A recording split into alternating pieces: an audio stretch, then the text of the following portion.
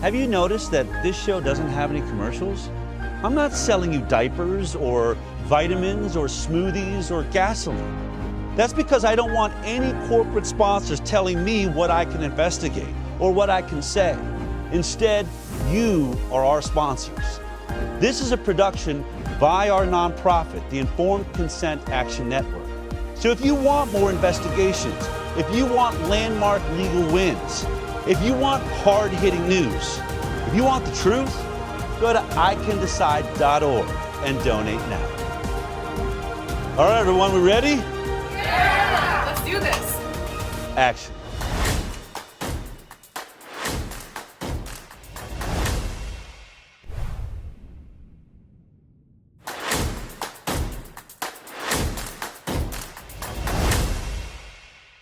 Good morning, good afternoon, good evening, wherever you are out there in the world. It's time for us all to step out on the high wire. I'm moving a little bit better this week. Got my wings back. I'm driving and I'm putting on my own socks. If you're wondering what I'm talking about, of course, just over a week ago, last week I was talking about having broken my ribs skiing, but thank you for all of your support out there. I've got, light panels and heating pads and castor oil and all sorts of homeopathics going, and I feel pretty dang good. So I feel like I'm healing great. I want to thank you to that great community out there, all of you that have been supporting me through this moment. It's been a really wild week, I think, in many ways. I don't know if you're feeling it. Maybe it's just me, but it does feel like there's some big tectonic plates shifting below the feet of the MAHA movement. Of course, the biggest move and perhaps the most shocking and surprising was this conversation about glyphosate that broke loose because of an executive order by President Trump. This was it promoting the national defense by ensuring an adequate supply of elemental phosphorus and the cancer-causing glyphosate-based herbicides. Of course, I added that last part myself. I feel like I have to, since that's about the only thing we've ever said about this product. And I've been investigating it long before the HighWire, even back on the Doctor's television show when I was a producer. I hosted a debate over what I think is one of the most toxic products on Earth, should not be on our food supply. So suddenly he's saying it was in the public's interest, really national security interest, to stockpile this poison was a little shocking to me. I don't think I was the only one, though. This is what the news had to say about it. President Trump has expedited production of a key ingredient in the weed killer Roundup. Trump signed the order last night. He invoked the Defense Production Act, saying the herbicide is critical to economic and national security. The chemical is described in the order as essential to maintaining crop yields and controlling costs. On Tuesday, Bayer agreed to a proposed $7.25 billion settlement to resolve thousands of lawsuits from people who say the product caused their cancer. Bayer denies claims and says it is safe when used as directed. The problem is that it's so widely used and has been sold as being non-toxic and safe, has been repeatedly reapproved for use, but in actuality tied to a number of different diseases. This doesn't just affect farmers. This is omnipresent. They would probably find it in yours and my urine right now if they tested for it.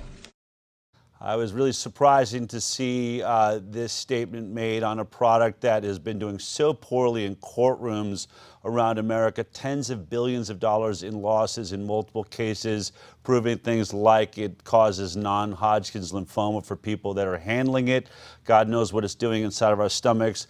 But even HHS Secretary Kennedy weighed in on the conversation. This is what he put out in a post on X. I will always tell the American people the truth. Pesticides and herbicides are toxic by design, engineered to kill living organisms. When we apply them across millions of acres and allow them in our food system, we put Americans at risk. Chemical manufacturers have paid tens of billions of dollars to settle cancer claims linked to their products, and many agricultural communities report elevated cancer rates and chronic disease. Unfortunately, our agricultural system depends heavily on these chemicals. The U.S. represents 4% of the world's population, yet we use roughly 25% of its pesticides. If these inputs disappeared overnight, crop yields would fall, food prices would surge, and America would experience a massive loss of farms, even beyond what we are witnessing today. The consequences would be disastrous. I support President Trump's executive order to bring agricultural chemical production back to the United States and end our near total reliance on adversarial nations.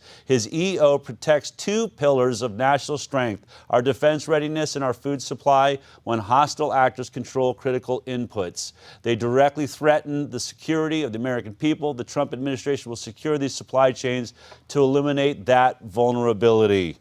All right, so from that, I get the sense that Bayer must be saying, if you don't stockpile this, we might just stop making it. There seems to be a threat on farming across America. Very complicated issue, and I wanted to talk to, I'll tell you, I've been talking to lots of newspapers who are reaching out to me, obviously, because I was a part of Robert Kennedy Jr.'s campaign for president, and they're asking me what I think. And you know what they keep asking me is, what do the MAHA moms think? So I thought I would bring in one of the power MAHA moms here in America. Vani Hari joins me now. Vani, you're up there at the top of the list of the MAHA moms, and I'm sure you're getting these calls too. What do the MAHA moms think about stockpiling glyphosate in the national interest of America? We are more unified than ever at this very moment in understanding how much our government is under siege at every single level by this company, Bayer. Bayer threw a hand grenade right into our movement to shake us up, to take our eye off the ball, to make this political, honestly. And it is important for people to recognize and understand that glyphosate has increased over every single president in our nation. It was the issue that I rose when I campaigned for President Obama and was an elected delegate and was on the front row of the DNC protesting for GMO labeling in front of the Secretary of Agriculture. It's the same issue that landed me at the top of a hit list that was a privately funded and government funded database to dox my information and to make me an enemy of Bayer so bad that I had paid detractors. I had people following me to my speaking engagements. I had people trying to discredit me and my credibility. This is something that I have been watching and been part of for over a decade, and seeing the insidious relationship that this company has with our government leaders, with every single branch of government, how they spend over $9 million. That's tracked. I think it's a lot more than that. That's actually tracked on lobbying just in the last few years. How they have 16 different people in the admin that have ties to this company, how there are 25 to 40 lobbyists just working on their issues alone in Washington and in and out of our government agencies, defining how the government agencies respond to things that they are responsible for. And now I think the most important thing that this has taught me is that there is nobody in government that is going to come to our rescue, that we, the people, have to do this. We have to rise up. We have to educate as many people about what's happening in Washington on this issue, on the fact that Bayer will do whatever they can to cover up over, they have 180,000 cancer lawsuits since 2018. They've already paid out $10 billion. More than 60 cases are pending. And this is a chemical that has been found in 60% of our food, that is sprayed on wheat before it is harvested. And this is something that they are attacking every branch of government. They got the EO this week through President Trump, but they're also trying to get favoritism in the Supreme Court by getting the Solicitor General to defend their case. They are trying to do state legislation. They have 21 different states through the what they call the Modern Ag Alliance group that they are pushing for immunity for the products causing cancer in 21 different states. Really quickly, Bonnie, I just want to point out, we're looking at this on the screen. This is from Bayer themselves.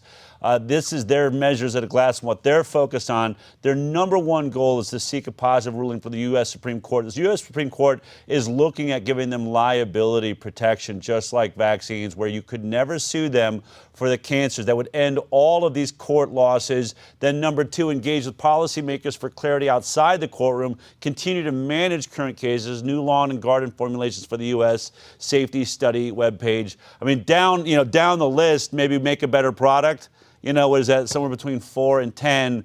But first is, why don't we just protect ourselves from liability for this product? And look, Vani, it's not like they just suddenly got shocked. Oh my God, we didn't know this product causes cancer. This has been being litigated since back before, when I was working on the Doctor's Television show.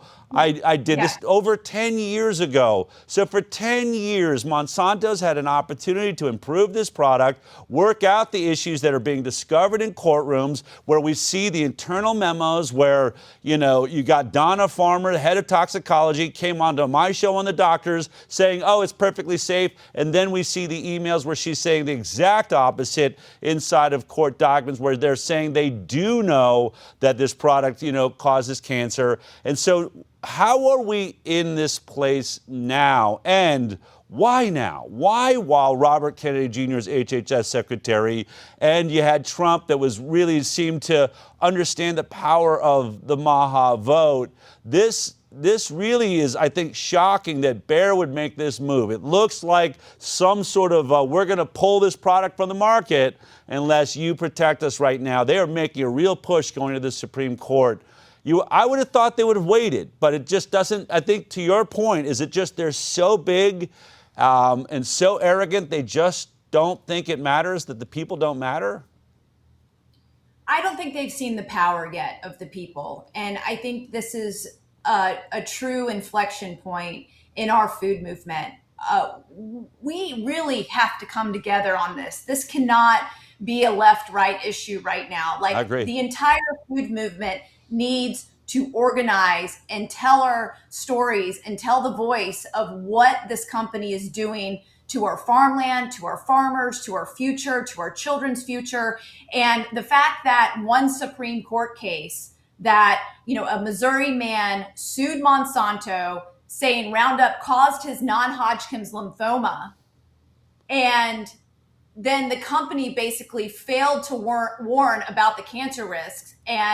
And so that's what was decided, and a jury awarded him like $1 million, right? And this is what's at the Supreme Court. So if the Supreme Court decides that the EPA is the ultimate authority, and that because they approved a label without a cancer warning label, that Monsanto should get away with this, they shouldn't be responsible for this cancer-causing chemical that they have on the market, this has an implication to 50,000 plus chemicals that the EPA regulates. And so I don't know if the American people, or even, I understand what kind of implication that has for our future, allowing corporations to systematically poison us using flawed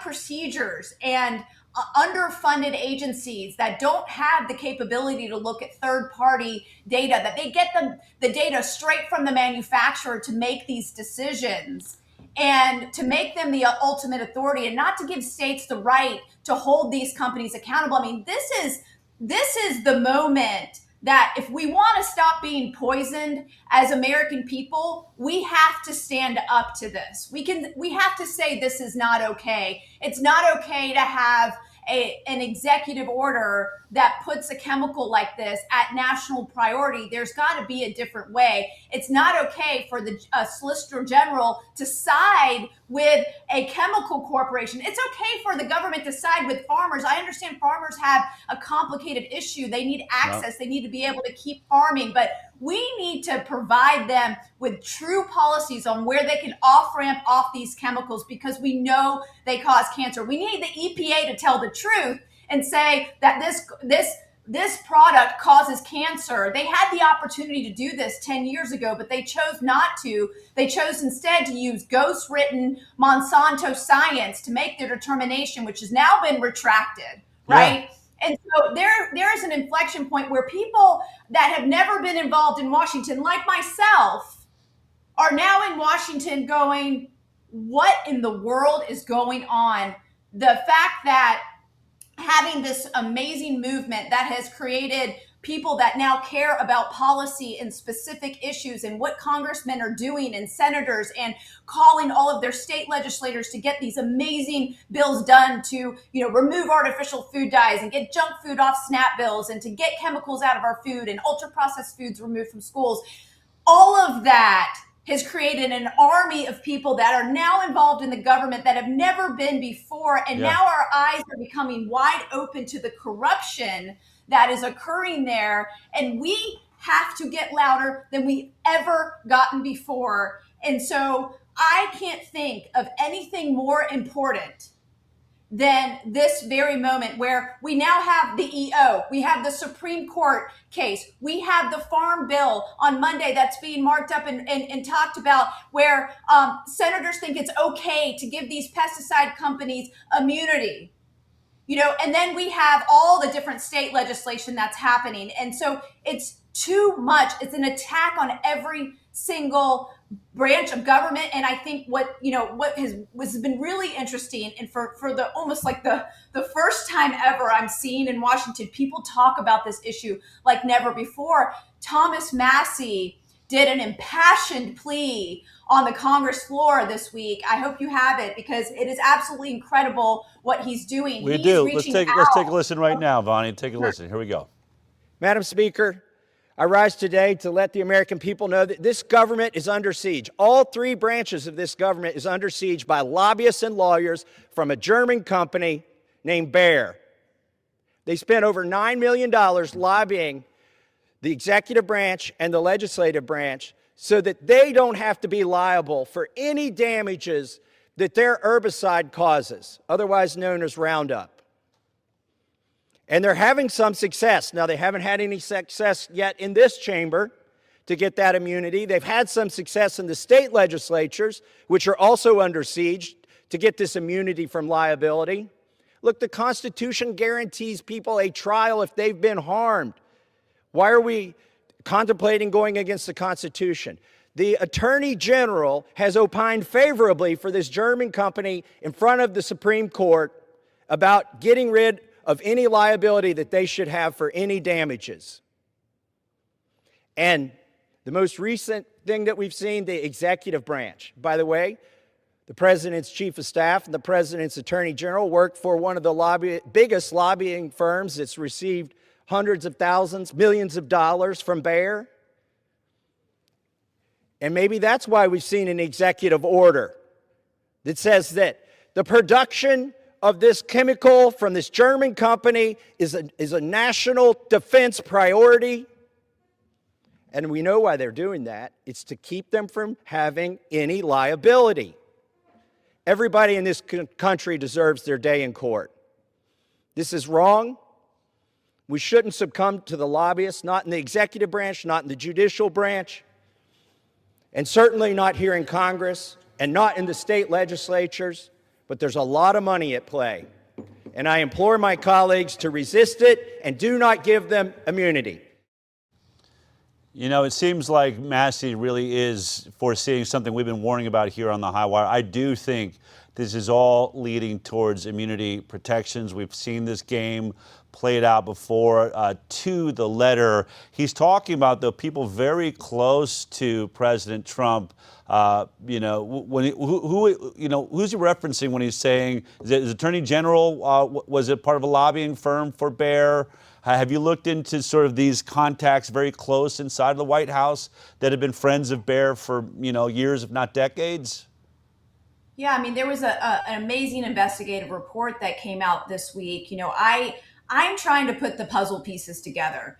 I'm having conversations in Washington at the highest level to find out what exactly happened behind this EO. Nobody can figure out. It literally happened between President Trump and someone else and a couple other people behind closed doors. And that's it. Nobody knows anything.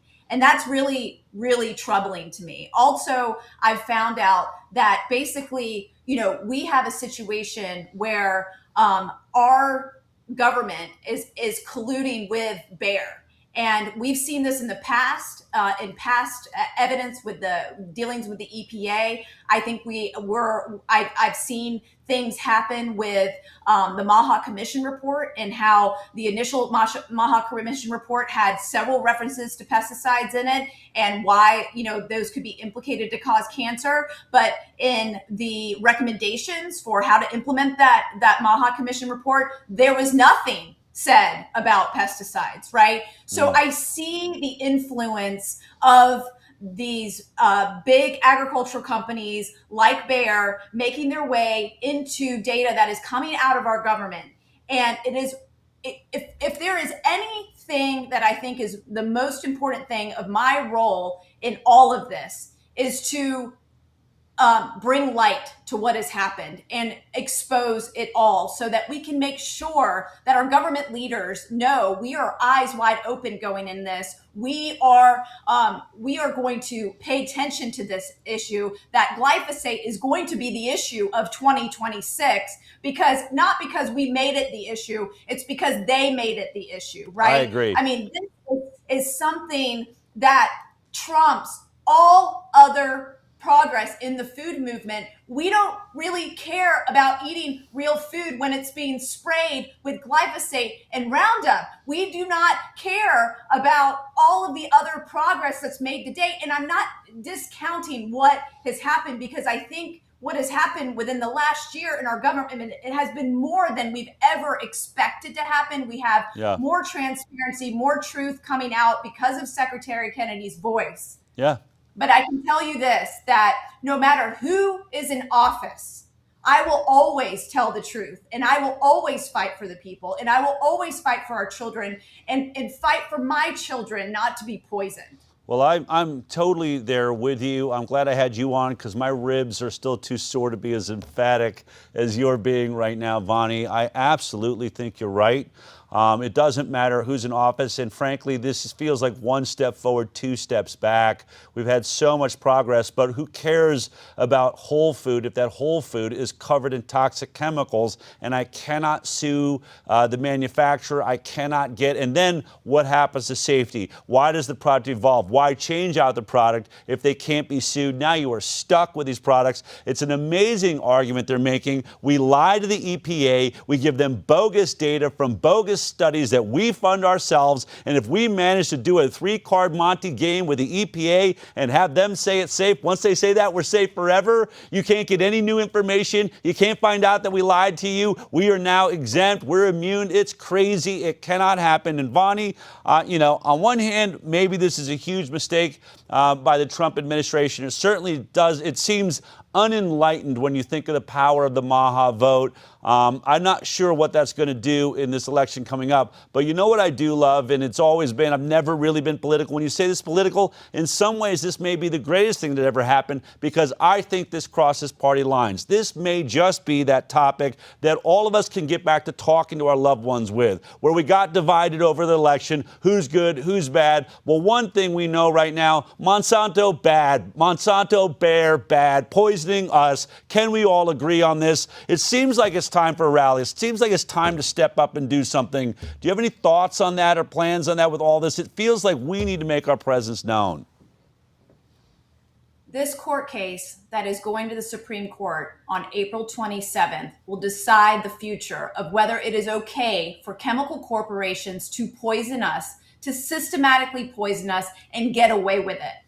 That is the moment that we have honestly been waiting for to come together in a way that the world has never seen. And I have a vision that we will all go to the Supreme Court that day. It will be the people versus poison, and we will make our voices heard in the biggest grassroots movement the world has ever seen to stand up to this foreign corporation that is poisoning us and threatens all of the other chemicals that are going to be approved by the EPA and all of the other assaults we're going to have on the human body from people who are putting greed before humanity and greed before our health. And it's up to us to make our voices loud and to prove to Washington that you will deeply regret these decisions that you are making. This is not okay, and you have to understand that we need to stop poisoning our American citizens. Wow, Vani, that sounds like breaking news. The people versus poison, Washington, D.C., April 27th. Vani will be there. I will be there. So that's two. Now let's build on that. Let's make this, I'm absolutely with you. This cannot go a step further. We can no longer live in this country where they keep pulling what I call the too big to fail. Let's bail out Bayer. Let's buy more of their products, stockpile poison, because God forbid our farmers have been addicted to this product, farming. It's time to evolve. It's time for American citizens to come first. And by the way, I think all the American citizens will go out and help those farms. We want to see our taxpayer dollars go and immediately start moving all these farms in regenerative farming, organic, so that we know the food that we're eating and that we're giving our children, that's going into the baby food supply, and all of it's being affected. I keep talking to holistic, food makers, like, you cannot keep the heavy metals and poisons and toxins out of baby food because there's just so many crops that are covered with this stuff. So Vani, you've been a voice. I think this is a huge moment, and really it's not political. This has always been the problem. The government's never going to be the answer if we don't step up and show we are the people, of, for, and by the people is the mandate of this country. If the government thinks that they can, create safety clauses and protect giant corporations from liability and then keep us out of courtrooms, which is our right, as Thomas Massey, just stated, that they've got another thing coming. I think this is going to be huge, and I really do think this is going to cross party lines. Yeah, I give an impassioned plea to every single person who has sat on their hands but believed in this issue for the last year because President Trump is the one leading the conversation on this issue, or the Republicans are doing it, or because of the MAHA movement. I have an impassioned plea for you. Help us stop the poisoning of our children. Let's all come together and let's show Washington that this movement, these voices of everyday moms and dads and people out there deserve to be heard, and that we have an opportunity like we've never had before because of what's happening in the political climate, but also what's happening at the Supreme Court, to make our voices heard, to make the entire courtroom shake as Monsanto Bayer is giving their arguments. That is what I want to see that day. I want them to feel our energy in that courtroom, the rattling of our voices, and the passion and the sheer might of the God Almighty people coming against this and saying enough is enough. Vani, from your mouth to God's ears and the people's ears, we'll be there. We're going to be there in huge numbers. Thank you for your passion. I'm sure we're going to cover this more as we get closer to those dates. Marking your calendars, everybody. April 27th, people versus poison. Look, you don't want to be one of those people that say, I wasn't there the moment the world changed, the moment the earth shook and the people stood up. Vani, we'll be in touch. Thank you for your passion. Thanks for joining us today. Thank you. Thanks. I think one of the things that's happening in this, and I watch these polls, Jeffery Jaxen is about to come on and talk about some of the polling around vaccines, the way they manipulate the polls, the entire media cesspool that is against us, that's owned by Bayer, Monsanto, and all of the other corporate oligarchs are shifting this conversation. And I think it's really hard as a president. You only see, especially if he's got people right in his cabinet that are essentially spent their lives working for Bayer and Monsanto, what voice does he hear? And then he sees these polls and these Polls tell them everything. Oh my God, vaccine's a loser, or whatever, and it is starting to affect, this year and what people can do. So we decided, how important is this glyphosate issue to you? We decided we wanted to run our own poll. This is a poll you can share worldwide. There's a bunch of ways that you can do it. You can text and tell all your friends, just text 72022, write in the word poll. There's a bit.ly right there. You can grab this QR code, and it's just a set of questions about what your knowledge is of this glyphosate issue and what your passion is. We already have people signing up right now, filling out this poll. I want to check in with it later on in the show, and we'll go through some of the answers that we're getting from the public. But it's time to show Donald Trump real polls, polls of the people, not polls run by the toxic corporate chemical-driven news agencies. So I hope you'll make this huge. We want as many people to sign up for this poll. And by the way, we need your email to prove that you're a real human being, that it's not just a bunch of bots putting this together. And in that email, we will keep updating you on your email of where this poll is at. And we hope to submit it to President Trump so he can see what real people really think about these issues here in the United States of America. Don't you love it? This is the HighWire. We're not just some news agency complaining about the problems. We're getting involved. We're promising to march on the Supreme Court. I love it. That's activism. That's what it's all about. Power to the people. And speaking of one of the powerful people in America, it's time for the Jaxen Report.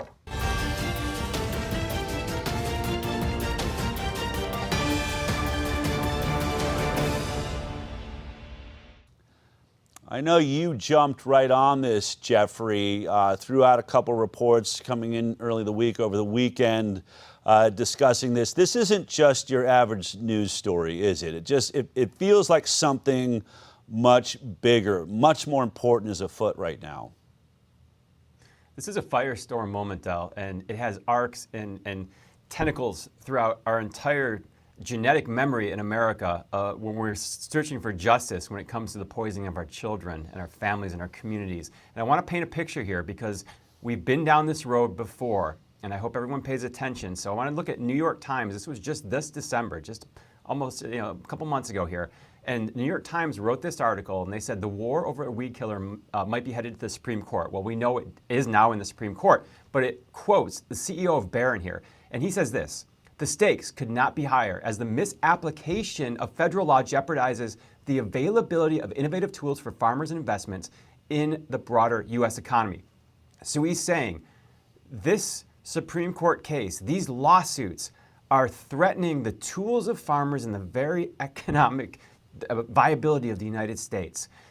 So I want to say this arc of justice has a long memory, and we've been down this road before. Lobbyists have stabbed American children and families in the back when it came to their health before, and it looked like this. In 1984, early 80s, we had headlines that looked really similar to what I just read you. Look at this one, 1984. Fear of lawsuits prompts DPT vaccine shortage and rationing. They're saying all these lawsuits, these vaccine manufacturers are receiving, we may have some vaccine shortage. We have to ration vaccines. There's going to be outbreaks. Here's another one, same time frame. Vaccine liability threatens supplies. Well, I want to take the executive order Trump just signed last week on glyphosate. Look at the wording. It's the exact same thing, the same wording, ensuring an adequate supply of glyphosate-based herbicides. And the chemical manufacturers want legal immunity from the harms their products cause. We've seen this before. It was 1986. Ronald Reagan was the president, and this is the bill he signed. National Childhood Vaccine Injury Act. You go into this bill and it says this: provides that no vaccine manufacturer shall be liable in a civil action for damages arising from a vaccine-related injury or death resulting from unavoidable side effects. These shots are unavoidably unsafe, but the government and the manufacturers, they're not going to be held liable. And Jeffrey, just to that point, and this is so critical, right? You know, the art of war, know your enemy, know their strategy. We've seen this strategy, so we know how this playbook has been written. But just that point, that they know they are unavoidably unsafe there, that they have known side effects. But after signing that bill, did our government go out and start giving us informed consent, saying, just so you know, some of your kids are going to be maimed and injured by this product? No. They went on a campaign after giving liability protection to lie to the American people and go with the slogan, safe and effective, safe and effective. And if anybody questions safety, which Ronald Reagan in that bill says right there, it is not perfectly safe for everybody. This will destroy lives. And for that reason, we're giving liability protection. Then they should have been honest with the American people and saying, this product is not perfectly safe. There are going to be lives destroyed by this. And instead, every doctor, every scientist, every government official since that moment has been gaslighting America and lying to us and frankly around the world, saying totally safe. Anybody that questions it's a lunatic. Really? Because we gave you liability protection because it's not safe for everybody. And this industry operation is happening again right now on our watch. And it's important to learn from the people and the parents and the mothers that were there in 1986 and in the early 80s who went through that fight. One of them is Barbara Lowe Fisher, the head of NVIC, the National Vaccine Information Center. Here's what she had to say about that time. Take a listen. Okay. They say we're going to leave the country without any vaccine. And the Congress said, we've got to protect the vaccine supply in this country. And they said to Jeff, you can come to the table and fight for what you think the parents and the children should get. Or you can not come to the table. But we're going to pass this legislation to protect the vaccine supply. And we're going to do it with or without you. So we said, we'll come to the table, but there's three things. We will never agree to complete liability protection for doctors or for manufacturers. Number two, if you're going to protect the vaccine supply, you have to protect the children by safety provisions. Safety provisions have to be part of this law. Equal emphasis. And the third, because they immediately went to a federal compensation program. We said if there's going to be a federal compensation program, it has to be an alternative to a lawsuit. In other words, parents can choose to either go to court or they can choose to get compensation. We understood they couldn't do both. Amazing when you look at that. And I think those are, you know, we really need to think about what she just said. There's basically three provisions. Not one of those provisions ended up holding up. They wanted there still to be the right to sue outside of vaccine court. That ended up being taken away. It was the only way forward. All the safety measures disappeared, which was the heart of the lawsuits that started the Informed Consent Action Network.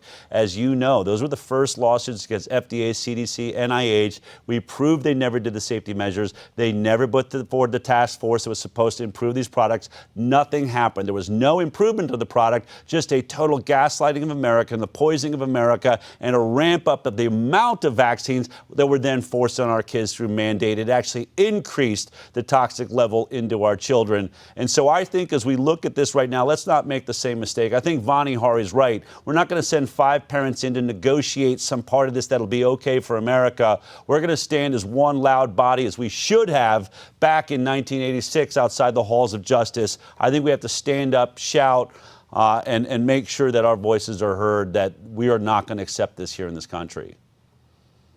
Adele, this goes beyond glyphosate. So right now, lobbyists are leveraging the midterms to drive a wedge between Trump and the MAHA-focused agenda that Kennedy brought in that really propelled Trump into the presidency. Without Kennedy, clearly, Trump would not be sitting as a president right now. And this is no clearer than in this Political article from just a couple days ago. And listen to this. It's literally framed by lobbyists. The entire article is a victory lap by the lobbyists. It's titled, RFK Jr.'s days of going wild on health may be over. They say this about RFK Jr. For Washington lobbyists, the move was an early glimpse of how midterm realities are forcing the administration to shift away from Kennedy's anti-vaccine and anti-chemical plans. Instead, the agricultural and pharmaceutical industries he's long targeted are breathing a sigh of relief as the White House signals it's reining in Kennedy's attacks on their products and tasking him with touting healthy eating and the President Trump's efforts to cut drug prices and deals. Kennedy's not there and Trump are not there, so the lobbyists can breathe a sigh of relief. But I want to go on. And then it goes on to say they actually get quotes from lobbyists. So they're running circles and victory laps in this thing. This guy says, picking on farmers. Now, they're talking about trying to get this harmful chemical, glyphosate, out of our food supply, trying to get the lawsuits and get people that were damaged by this to make sure they don't have immunity to keep doing this. This is what they say, picking on farmers. That's how they frame that.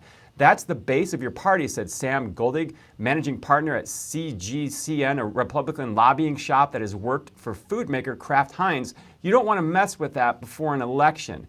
So that's the kind of conversation Trump's getting in his ear. But then it goes on to say this.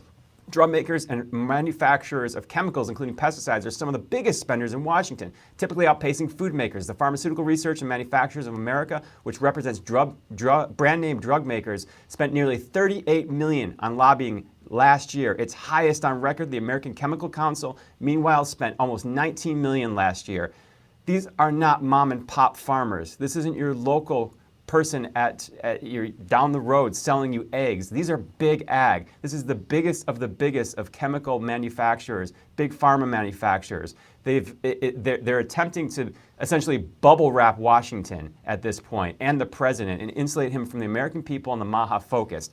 So when we talk about polls, the midterms are coming right around the corner, and there's a lot of polling you're going to see out there right now. And so they're trying to get the pulse check of the American public and also influence the elections at the state levels. Here's one of them that's coming up, and they can be deceptive. Polling agencies should be unbiased. Listen to this polling agency. This is the intro before they even present the data that they polled from. They say this: in the districts that will decide the control of the House of Representatives next year, Republican and Democrat candidates who support eliminating long-standing vaccine requirements will pay a price in the election. It goes on to say vaccine skepticism is bad politics. All right, well, so much for unbiased. Let's look at their questions they're asking the respondents. The respondents were asked, what do you think about this? Please tell us whether you agree or not. Do vaccines save lives? They also say vaccines are the best defense against many infectious diseases. There's no nuance there. There's no room for maybe they save lives sometimes, but what about safety? We'd like to see more safety. We wouldn't like mandates. We don't like those things. No room for nuance. So these are crafted. These polls are crafted.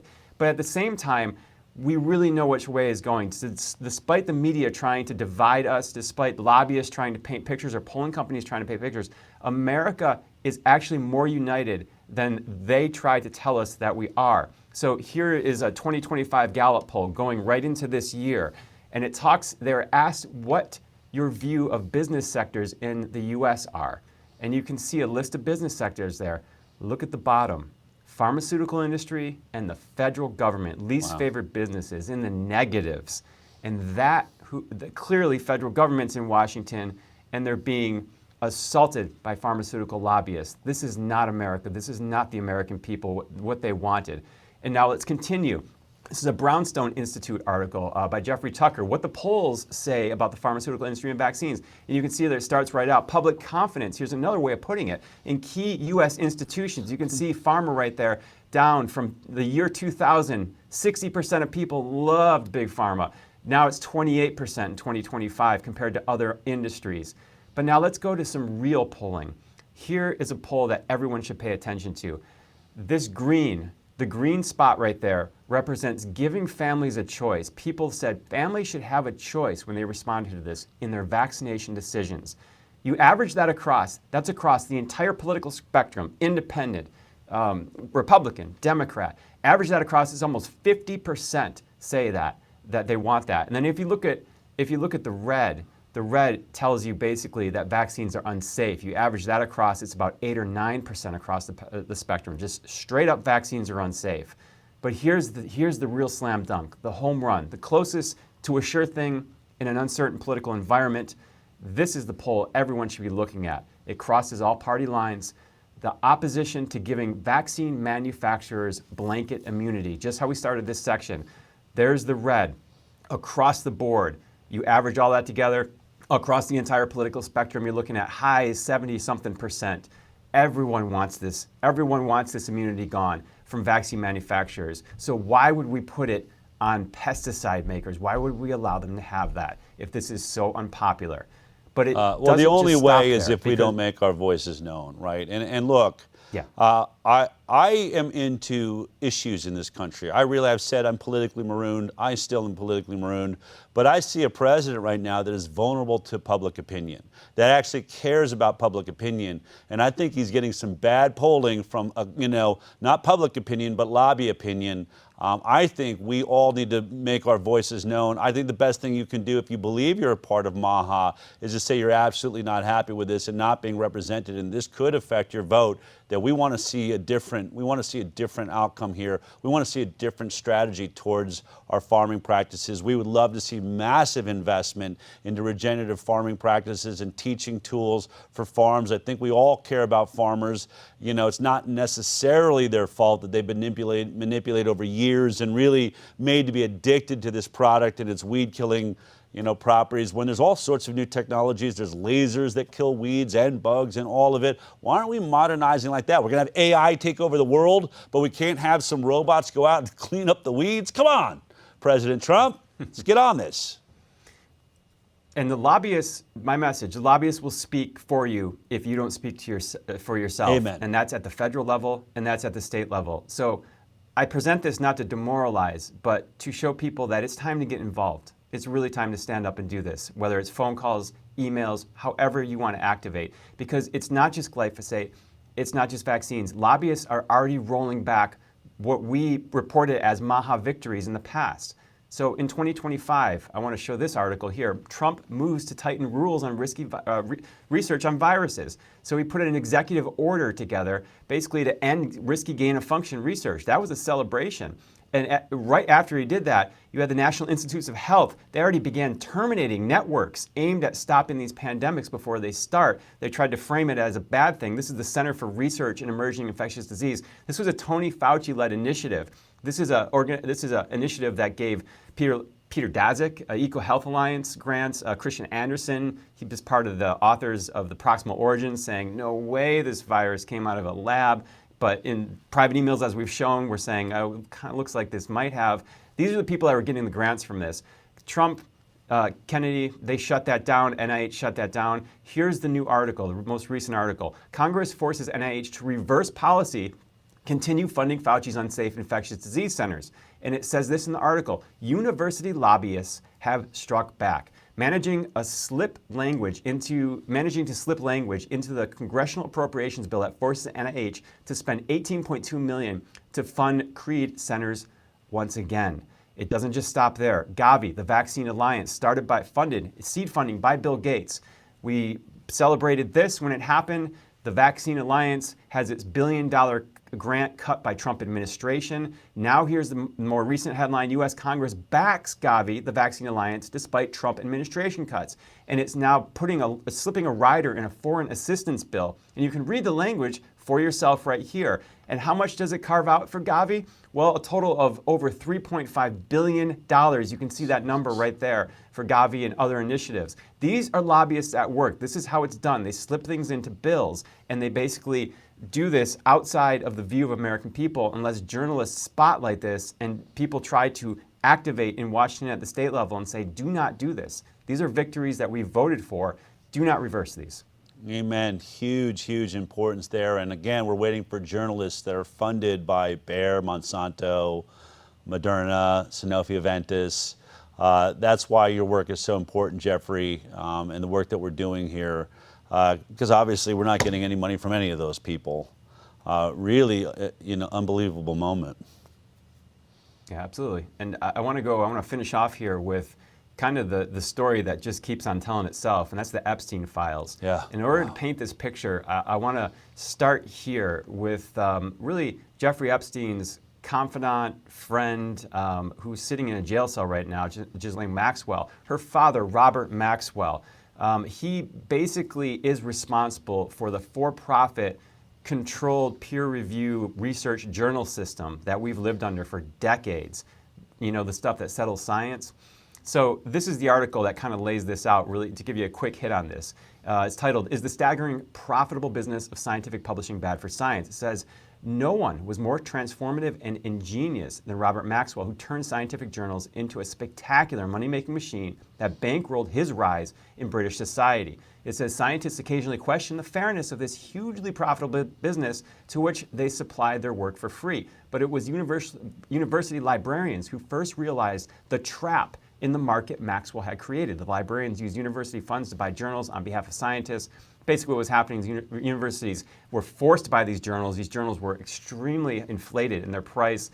They were blowing their budget on this, but then the scientists basically had to kneel before this, because in order to get things published, they had to jump into this system, and it became this self-perpetuating monolith, and he was sitting there reaping all the profits. So now I want to bring that to present day, because these are monopolistic men. And that's Robert Maxwell, connected clearly through Ghislaine to Jeffrey Epstein. But then we have Bill Gates, also connected to Jeffrey Epstein, and he's a monopoly man too. Despite all of the charitable work he's done, here's a headline here, because it's hard to find bad press about him unless you go to social media. Documents show Bill Gates has given $319 million to media outlets. You can see here how many, there are almost 60 media outlets the Gates Foundation money has gone towards to skew reporting about the foundation and to report favorably about things that's near and dear to the heart, like vaccines. Well, let's go into the Epstein files here, because we have Gates' chief scientific and technology advisor, Dr. Boris Nikolic. He's been in the Epstein files before. We showed you. Here's more. He started something called Biosys Capital Partners in 2014, and he was its managing partner while still working with the Bill and Melinda Gates Foundation. And you can see here this picture. Bill Gates invested $10 million in something called ResearchGate. Now, ResearchGate, we reported some of the research during the pandemic. This is the 25 million plus members worldwide. It's kind of a hybrid between social media like LinkedIn, social media, and a science publishing clearinghouse. And what they do is you can upload, any researcher or scientist can upload their information there.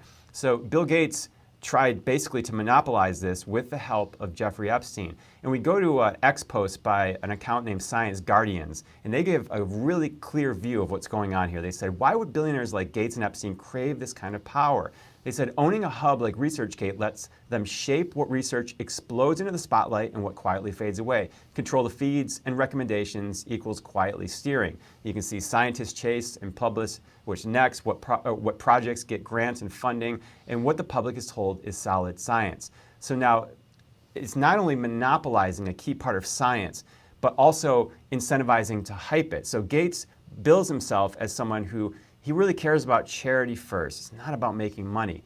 But here's Dr. Boris Nikolic, basically his right-hand man, speaking to Jeffrey Epstein after the investment of $10 million in ResearchGate. He begins hyping the company. So here's one of the emails. This is Dr. Nikolic to Jeffrey Epstein. He says, some good news. ResearchGate is making major progress. A flurry of news just started. Another one.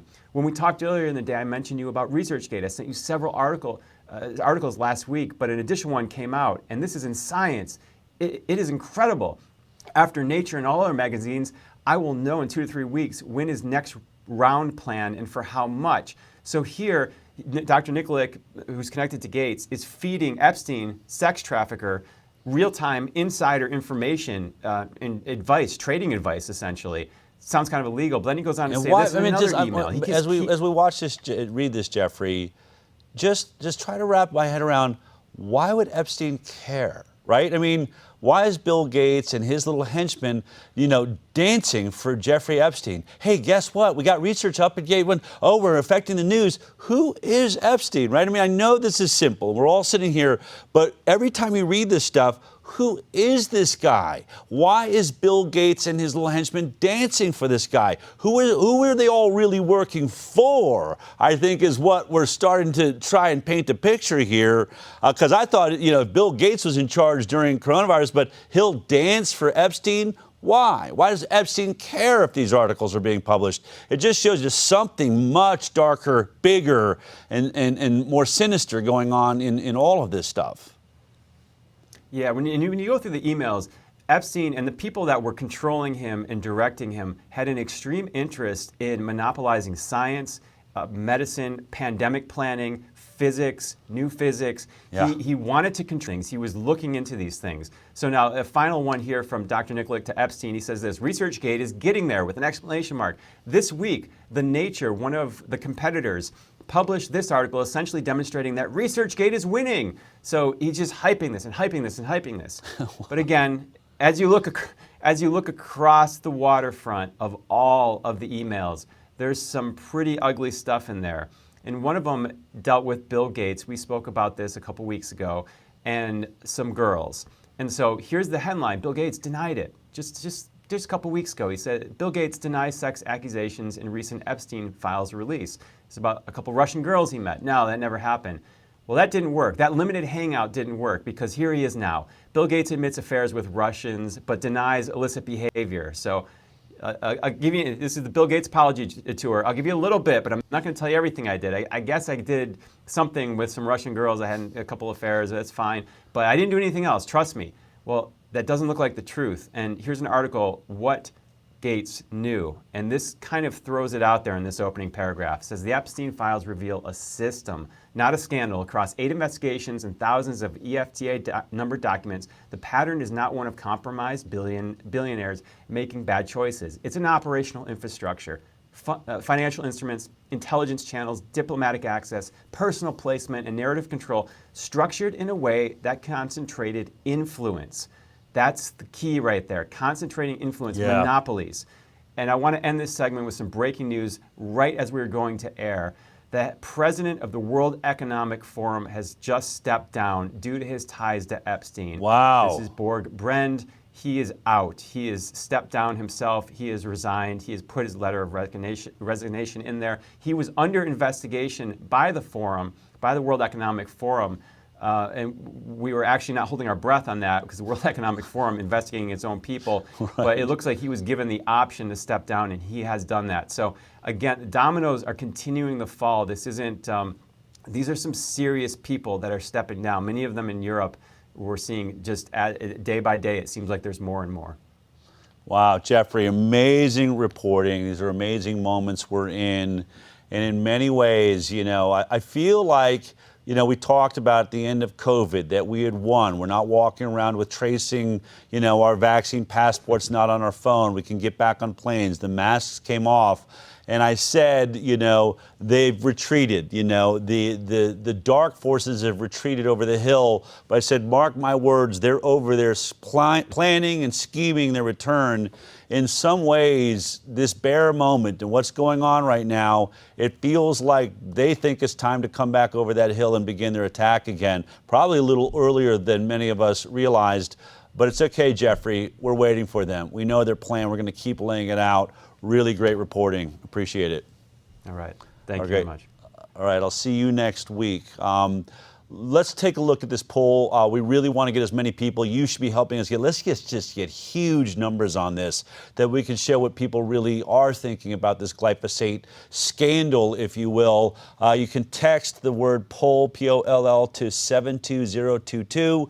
You can grab it at bit.ly/ICANPoll. You can take a picture of this QR code. Please share it widely. Tell all your friends and family. Why don't you take this poll? I think it's very important that, you know, we see where is the pulse of America at on this issue. Here's some of the things where you'll find that the Glyphosate Public Health and Federal Policy and ICAN Public Poll. Are you aware that glyphosate is one of the questions-based herbicides have been associated with cancer claims that result in more than $10 billion in jury verdicts and settlements? Do you believe manufacturers of glyphosate-based herbicides should have legal immunity from lawsuits related to alleged health harms? Should federal policy allow the stockpiling of glyphosate-based herbicides as part of national preparedness planning? Does the November 28th, 2025 retraction of a foundational study published in Regulatory Toxicology and Pharmacology and used to support the safety of glyphosate affect your trust in current safety claims? That was, by the way, the one study they've always relied upon to say, see, it's safe, and that was just retracted. So where does that leave us now? Again, you know, polls are also used as training guides, so send it to everyone you know. It might be a good test of, you know, where's my friend at? We may be arguing about vaccines, but are we arguing on this? Why don't you take this poll and let's see, it's at least a conversation starter. I want to point out, we didn't need Jeffrey Epstein here on the HighWire or for our investigation team to know that health was going to be used as a center point to control the world. I said it before I really knew there was any Epstein files out there. Before there was a pandemic, I said I believe there's going to be a pandemic. I said things on stages like the largest lobby in Washington is the pharmaceutical industry. It's also the most powerful lobby around the world. And I would say if they're outspending oil and gas 2-to-1, we're fighting wars in the Middle East for oil and gas, and that lobby, what do you think the pharmaceutical lobby is buying? I said they're buying you, not your children. Your children are already being force vaccinated while you're asleep at the wheel, but they want your body force vaccinated, 50, 100, 1,000 vaccines in their dream world of the future where you become human ATM machines for them, pin cushions, if you will, filled with every product that they can stick you with. That is the future that they still believe in. That was what I was talking about. And now, we're just getting corroborating evidence that exactly what we thought Bill Gates was up to now involves Epstein and government officials, and more is coming out. Thank you, Thomas Massie, for being one of the true North Stars in our government that doesn't seem to care who you're threatening and what's going on out there. But this work, to be good at what we do, to predict things even before we have Epstein files opening up, to be fighting for you and opening the Pfizer files, the data the FDA tried to hide from you for 75 years, the Moderna data the FDA tried to hide from you forever, the V-Safe data. All of that is open. It is now transparent. Pandora's box is open, and scientists around the world, books are being written like the Pfizer papers. You know why that book exists? And I wanted to thank Naomi Wolf for that work. That book exists because of you. Every one of you out there that is donating to the work that we're doing here, you're donating to a news program that is not like any one you have ever seen. We are not just reporting on the news. We are suing government agencies. We are suing states. We are bringing back religious exemptions. We are changing the map that we live on, that we, the food that we eat and the air that we breathe. We are affecting change. And if it's not obvious, we need you now. They're coming back over the hill. They're armed. They're ready. They think they own this. They think they outman us. They think their lobbies are more important in this country than you are.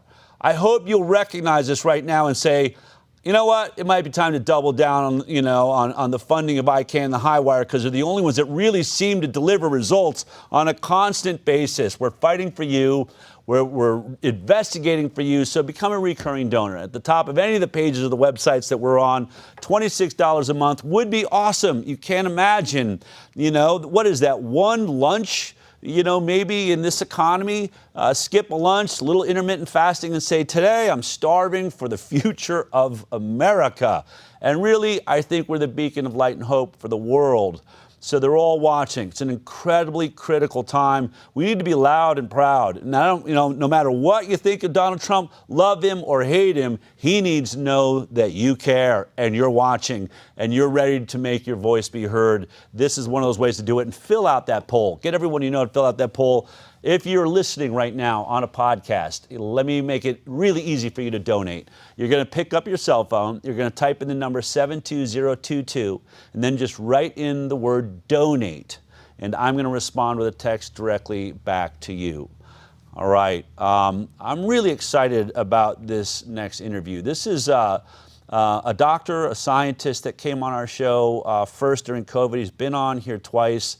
And every once in a while, there's just one of those people that just has a way of putting things and understanding how he does his research that I think is incredibly captivating. He brought forward how important vitamin D was, not just why, but the mechanism with which it worked. He provided one of our top-selling books, The Indoctrinated Brain. Well, he's got a new book right now, The Conspiracy to Stop Lithium, The Conspiracy Against Lithium. There it is. His name is Dr. Michael Nehls, and if you haven't heard of him or haven't been watching him on our show, take a look at this. Dr. Michael Nehls. Dr. Michael Nehls. Dr. Nehls. He's a medical doctor, a physician. He's a molecular geneticist specializing in immunology. Dr. Nehls advocates for a strong mental immune system. His studies look at the critical portion of our brain known as the hippocampus, which processes and indexes memories. What does the brain need to think at all?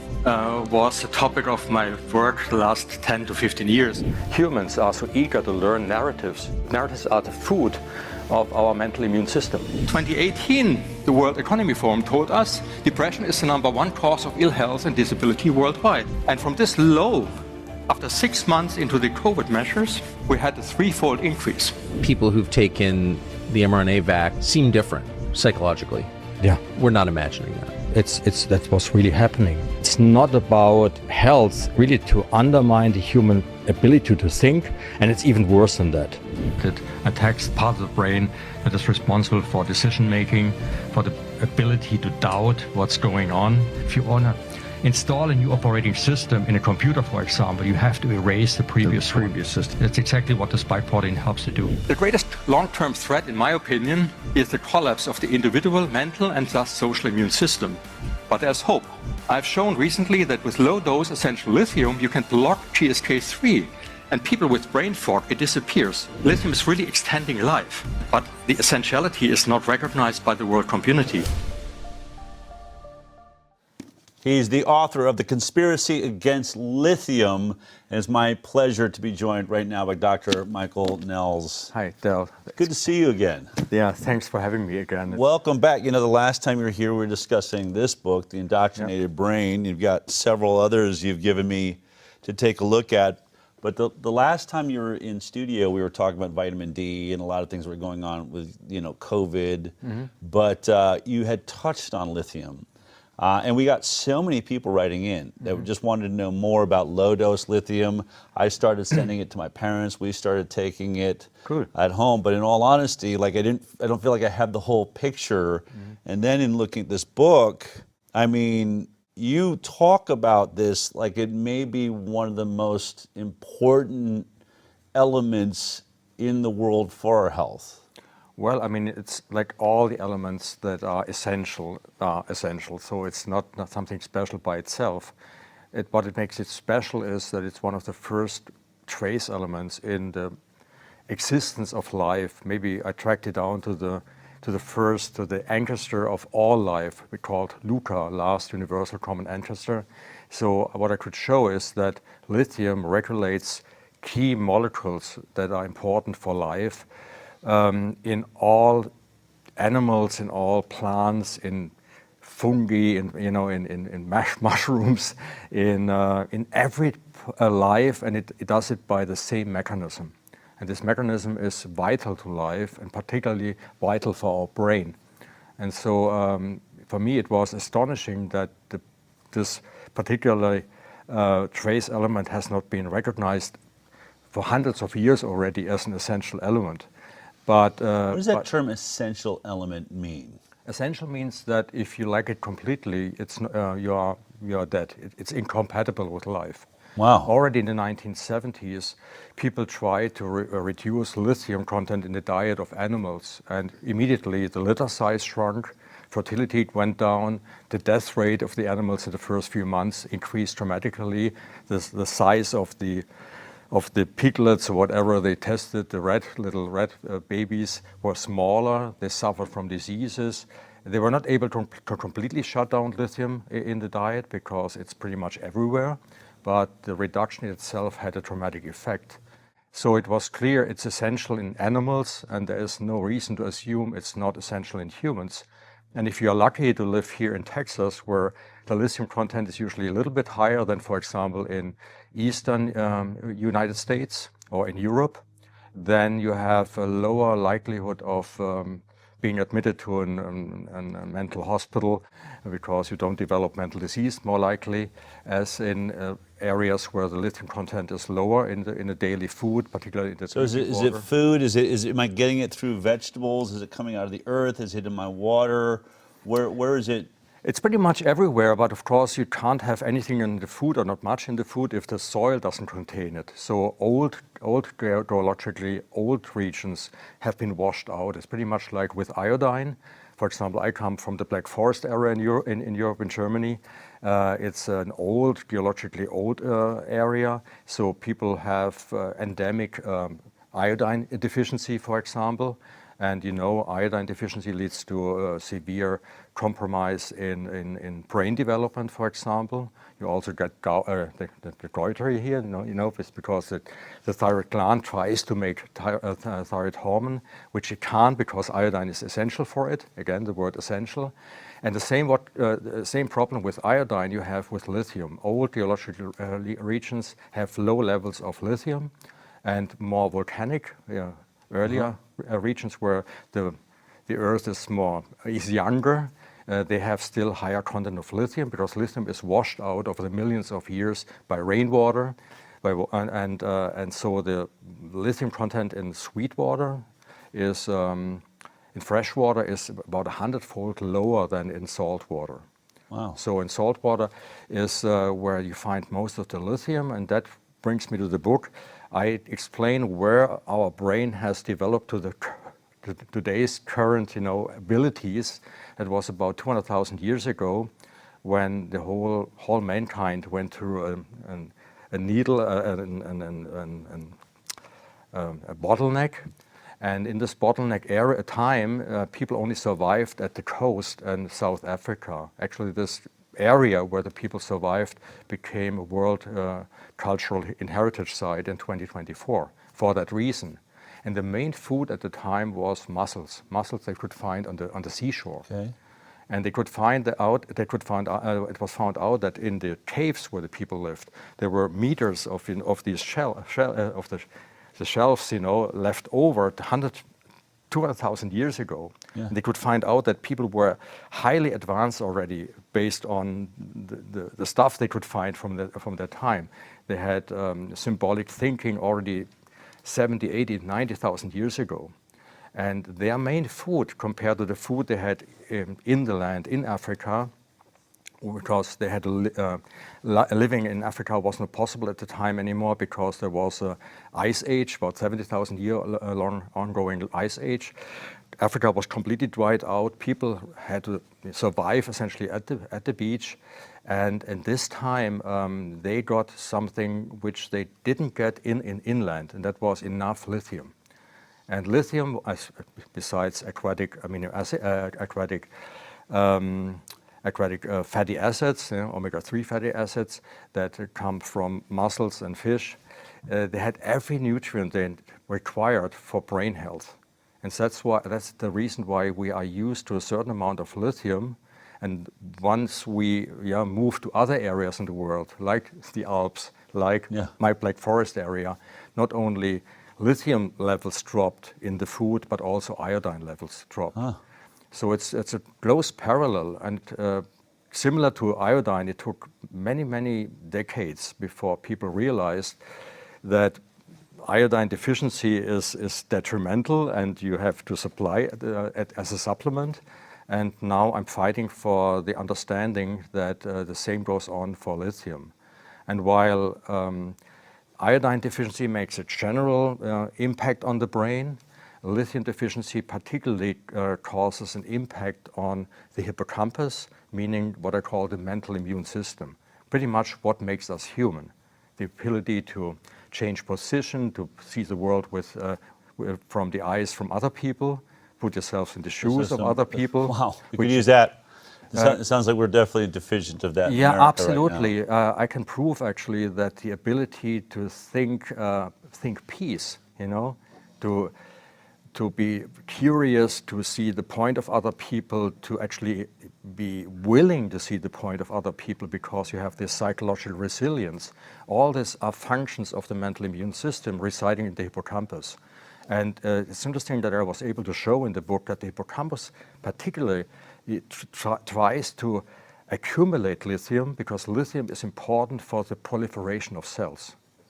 So cell proliferation, the telomerase. I don't know if the word makes any sense.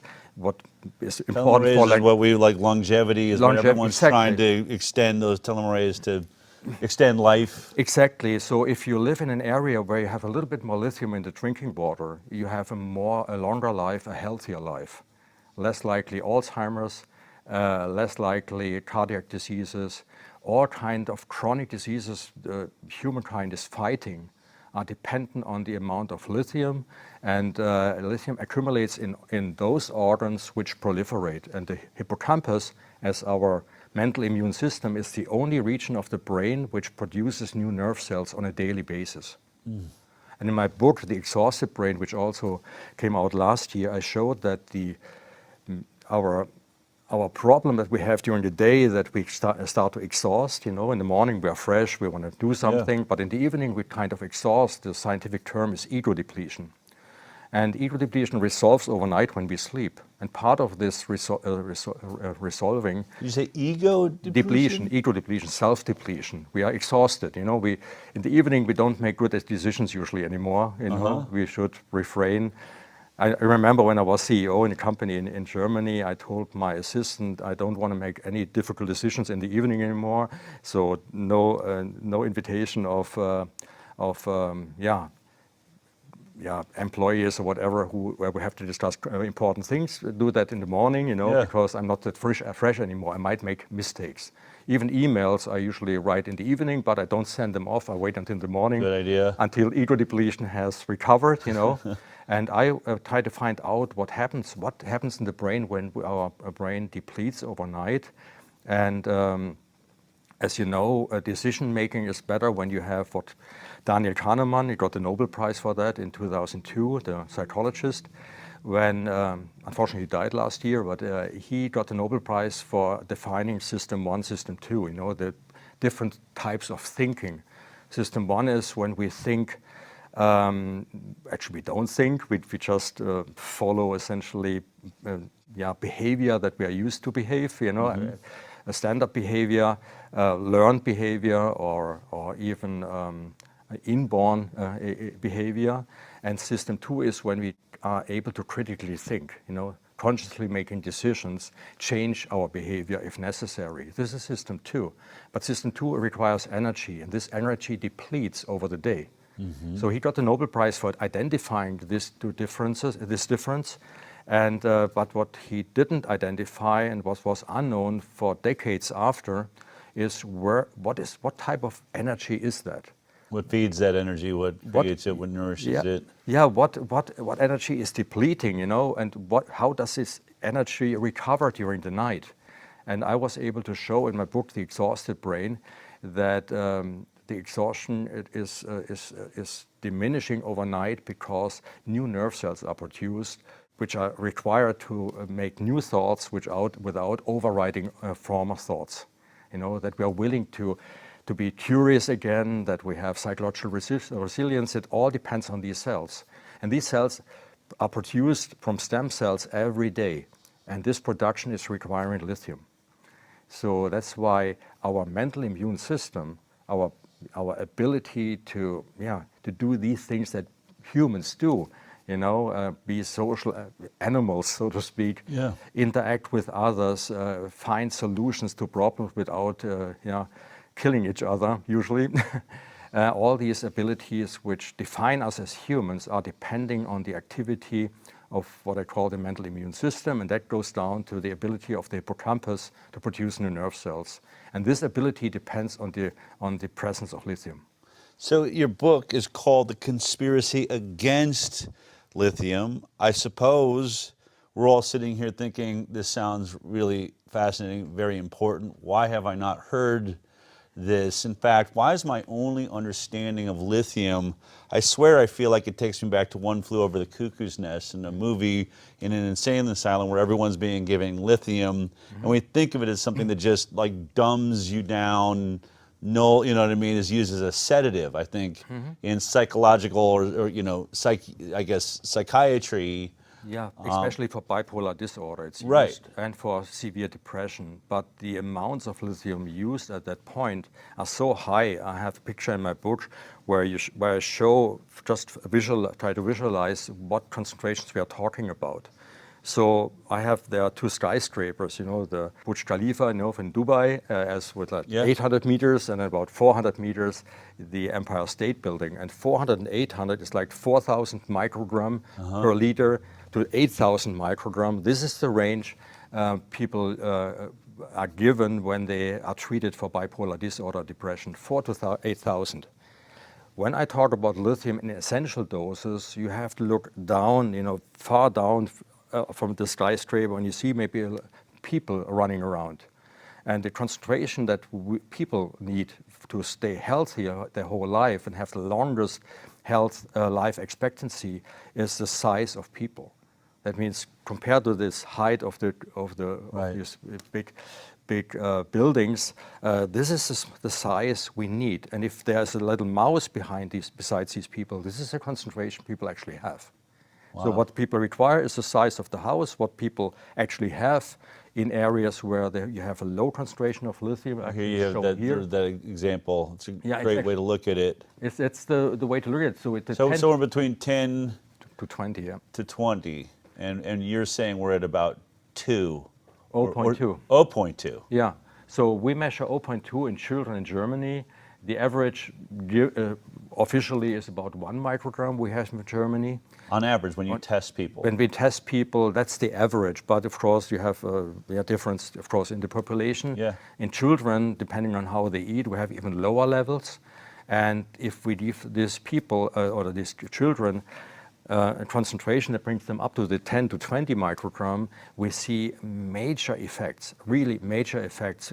Children with autism, the people who treat them are suddenly asked, the parents, I think we have maybe made the wrong, diagnosis. It wasn't autism to begin with.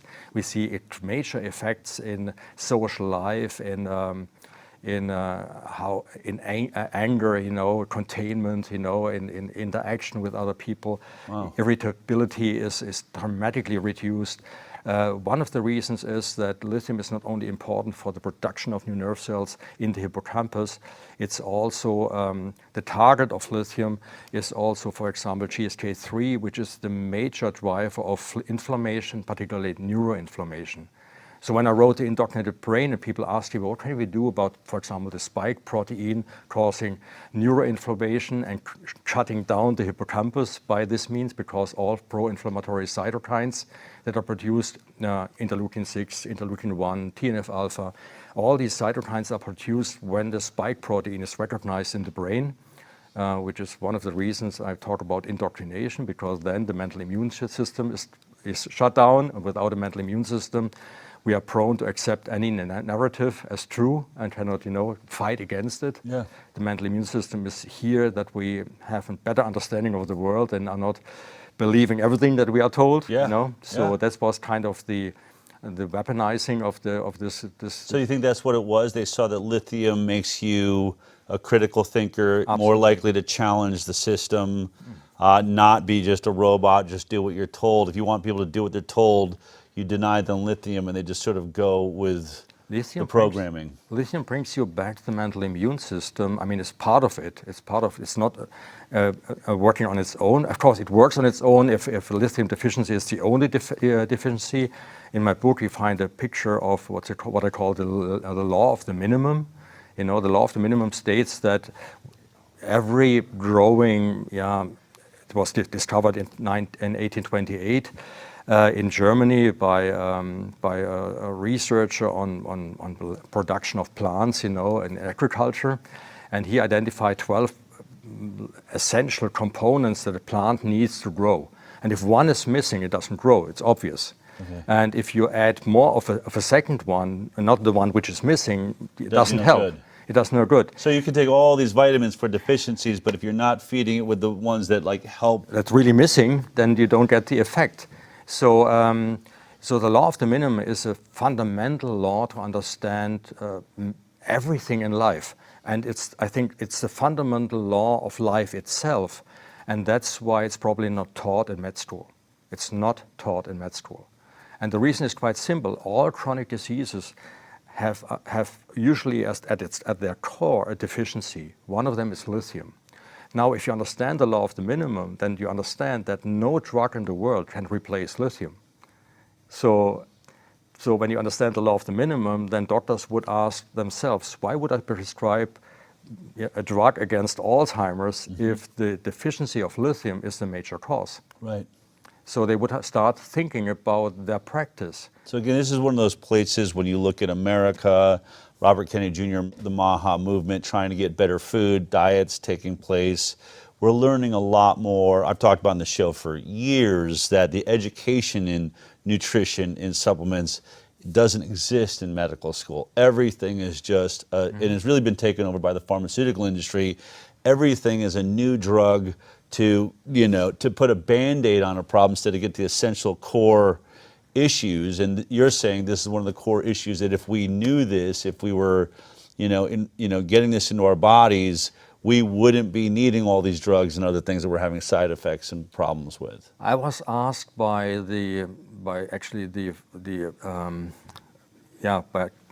Ignazio Cassis. He was at the time the foreign minister of Switzerland, and he was organizing a big event called the International Cooperation Summit.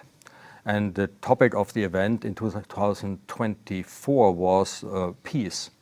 And I just wrote The Exhausted Brain, and it was inspiring enough for these guys to invite me to give the keynote. And I had to explain in 15 minutes, and I gave the talk in English, so we can maybe link it. And I gave in 15 minutes, I had to give essentially an answer to the question, what does the brain need to think peace? And I said, what the brain doesn't need, because if you want to think peace, you have to think at all. You have to be able to think in the first place. And thinking for me is in using system 2. But system 2 requires a mental immune system based on the production of new nerve cells in the hippocampus. So spike proteins undermine the production. So a spike protein injection by mRNA is not a good way if you want to make people think in peace, because it undermines the ability to think peace. It also undermines democracy, because democracy means that people are able to make their own thoughts up, and make their own decisions, power of the people, Exactly. vote, government run by the people versus just being dictated by a government. Exactly. And at that time in 2024, and it was pretty much the time when we met first time, I said, but I will make it my goal in the next year, and that's what I did, to prove that lithium is essential for mental health. And it was in Basel, this is the heart in Europe where all these pharmaceutical industries reside, Roche, Novartis, all are around there. And I really felt when I was on the stage, 1,500 people from over 100 countries worldwide were present, that I put, like a target here on my press, because honestly, 90% of the pharmaceutical market depends on lithium deficiency. Really? Yeah, because lithium targets, and I show here in the book, which I tracked down to the origin, Luca, the last universal common ancestor, the lithium targets. Last universal common ancestor. Yeah, lived about 4.2 billion years ago. And he is essentially the father cell, it was a single cell for all living beings. And this cell already had lithium targets. The same lithium target we all use today. And one of these lithium targets, for example, is impase, inositol monophosphatase. A strange word, I just name it impase. And actually you can see it here. Yeah. On this slide is the central core of the protein, has 280 amino acids. These are about 80 amino acids. And you see here a few of these amino acids that are highly conserved, from human on the top to bacteria down. So chimpanzees, bats, So you can go down essentially 4 billion years and you still find impase in the common ancestor. And these core amino acids here, they are conserved because they bind lithium. And if they bind lithium, then impase is inactivated, which is important. And by inactivating impase, it's the same actually what ivermectin is doing. Ivermectin's target is impase. And if IMPACE here, you can see that, is binding magnesium, that's what it does, then it's active. When it's active, it shuts down autophagy. If it binds lithium, so autophagy being cell death, ability to clear things out of the body, you know, so if clean lithium, up the body. So if lithium is missing, you have a lack in autophagy. And autophagy is one detrimental mechanism for example, viruses. If a virus enters your body, autophagy is the key process of digesting the virus and killing him. Right. So that's how ivermectin works. And lithium does the same. So if, for example, somebody has a severe respiratory infection, give him 20 milligrams of lithium 2 times a day. And in one experiment, it was done with 40 milligrams 2 times a day. And people were out of the hospital in half the time. Wow. Because it immediately shuts down what we call the cytokine storm, because it acts on one other targets, and that's called GSK3, glycogen synthase kinase 3. We just call it GSK3. Okay. GSK3 is the main pharmaceutical targets that we know of. The pharmaceutical industry invests since the 1980s billions of dollars each year to find a target that inhibits GSK3. GSK3 activity is at the core of every chronic disease that we know of. So lithium is the natural inhibitor of GSK3. So if you remove lithium out of the system, out of the society, if people don't know how important lithium is, then all people have a high level of GSK3 activity. And high GSK3 activity is the cause of chronic inflammation, and that is the cause of chronic disease. Are you saying that was done on purpose? Absolutely. That's why it's a conspiracy. They knew this. They knew that if they denied us this, we would have all sorts They of knew health a lot of issues. things They'd at make the a time. fortune off of us. At the time when the conspiracy started against lithium, people didn't know how exactly lithium works, but they knew it is important. So, what time period are we talking about? We're talking about exactly about spring 1949. Okay. In 1949, the concept of treating people with bipolar disorder at these levels of 4,000 to 8,000 microgram was rediscovered by John Cade, a psychiatrist from Australia. He published a paper in 1949 showing that with high levels of lithium, you can treat people with bipolar disorder, and particularly the manic portion of the bipolar disorder. It's depression and manic phases. The manic phase is best treated with lithium. And then he concluded, if that works so good, then maybe a lack of lithium in childhood might have been the cause of bipolar disorder. And then he concluded further, if that's the case, then then lithium must be an essential trace element. You can read it in his first paper. So lithium must be an essential trace element. That was the first time in history that people believed lithium might be essential. And the same year, it was a ban on lithium as a supplement was implemented by the FDA. In the same year. And it was done in a very awful way. So first of all, maybe a little side line here. Because lithium was so important for people, all natural springs which contained lithium were usually places where people went to when they didn't feel good. So it was recognized for centuries that there are certain areas where a lot of lithium or certain fountains, sources of water were more helpful than others. And then in the mid of the 19th century, it was identified that the common denominator was lithium. A little bit higher lithium content, people felt more happy, chronic diseases, inflammation, all dropped. So in the beginning of the 20th century, they took the water from these fountains and from these natural springs and brought them into the cities. I have pictures in here where they with horse carriages, brought the lithium water into the cities for people to drink. 7-Up, you might know. 7-Up was lithiated soda. It's actually shown here. It's lithiated lemon soda. That was the original recipe. It had 1 milligram of lithium per glass of 7-Up. Was it supposed to be a soda drink, or was it in a hospital? It was a soda drink, and it was up means upregulation of the mood, and make you feel better. Yeah, and 7 hints to the atomic weight of So lithium. Coca-Cola was delivering cocaine and 7-Up was going with lithium. Actually, there was also a Coca-Cola version with lithium. Oh, yeah? Yeah, there was one. And as you could see on the slide, in 1949 it was forbidden. Actually, this is Londonderry water. This is a book about Londonderry lithia. That is a spring, I think, in north of New York. And all the diseases are in this book named already. That was in 1903. You know, They knew it then. They knew it already.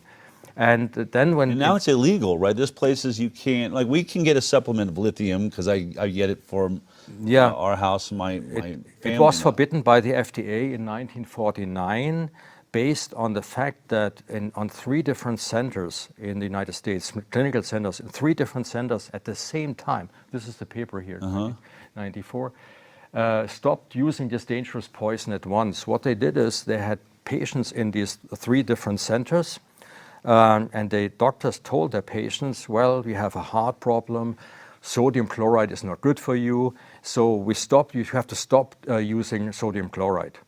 But of course, the food doesn't taste very well without salt, you know. Right. We have something better for you. They gave them lithium chloride. Okay. But instead of this 1 milligram of lithium, that is essential in my opinion, they gave these people, so much that the food tasted good. That means not milligram, but gram. Wow. So they went above the skyscraper, way above the skyscraper, and they killed them. And they knew that they are going to kill them. This is actually there are 3 different papers here. You can see them, all 3 of them published back to back in the Journal of the American Medical Association in March 12 or so, I think 1949. And that was the reason the FDA was able to essentially put a ban on... with hydroxychloroquine with a couple of trials where they give lethal doses and then see it's dangerous, even though the whole world knew hydroxychloroquine. It's copy-paste. It's the same scheme. Then since this time, 1949, it was not only banned as a supplement in America, in the United States, it was banned essentially worldwide. In Europe, the ban is still existing. I gave a talk at the European Parliament in June last year to tell, a 1.5-hour talk, and it's I showed how absurd it is, that this ban still exists. In the United States, it was resolved when the FDA, when the food and the drug portion of the FDA was somehow new regulated. I think it was around 1987. Okay. And between this new regulation, lithium as lithium orotate fell between the cracks, and it is now possible in the United States to sell lithium orotate as a supplement. Yeah. But because the FDA cannot forbid it anymore, of course as the seller, you are responsible for any side effects, But this is now almost 40 years, and so nothing happened regarding side effects. So just to wrap this up, if someone's watching right now, especially our kids, it does seem like, look, if this is important to a child's, if there's a deficiency that leads to issues as they're older, obviously we all want our kids to be, as their brain developing, well, their immune system of their brain, their ability to critically think, especially those that watch this show and are living in a world where we feel like our kids are being dumbed down by the school system on purpose. Do I have to go to a doctor and do a blood test and figure out how much is there, or can I make an assumption that there's a deficiency and there's a safe amount? Is there a safe amount that if you just take this amount, you'll be doing yourself a benefit and you don't have to worry about it? Yeah, let's put it this way. I've concluded in the book, the whole chapter 3 is about this issue, also for children. And I had to come up with what is the dose of lithium we need. Yeah. And I was not the first who asked this question. There was actually Gerald Schrautzer. He is was a German scientist, worked at UCSD, had his own institute. He was in 2002, he published a paper about the essentiality of lithium, even though he didn't have all the facts that I put in my book now, 20 years later. But he already mentioned at that time that 1 milligram of lithium per day for a 70 kilogram average person. Yeah. I don't know if there are many average persons with 70 kilograms but nowadays, but anyway, he said that 1 milligram. What is that in pounds in America? 70 kilograms? 70 kilograms is about 150 pounds, I would say. 150 pounds, okay. Yeah, it's a little bit more than the double, Okay. based on the 450 gram per per pound. Okay. Yeah, in the book you will find in chapter 3 what I recommend for children. But we see when we use that, and I work very close with children, with pediatricians. I have a network of far over 100 pediatricians now in the German-speaking world, and I would like to extend this maybe with Kennedy's Children's Health Defense to the whole world, that what we measure in children, what they should get, and what the effects are. And the effects are so traumatic. I put a quote in here from one of my friends, a pediatrician, Christian Schellenberg, and he works with children. He gives them omega-3 fatty acids, vitamin D. He gives them everything children need. So he understands the law of the minimum.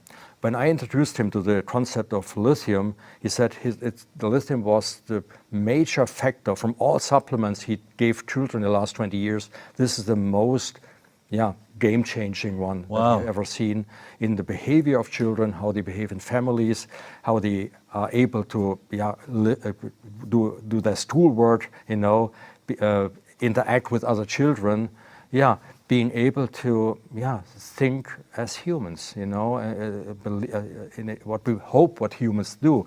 That means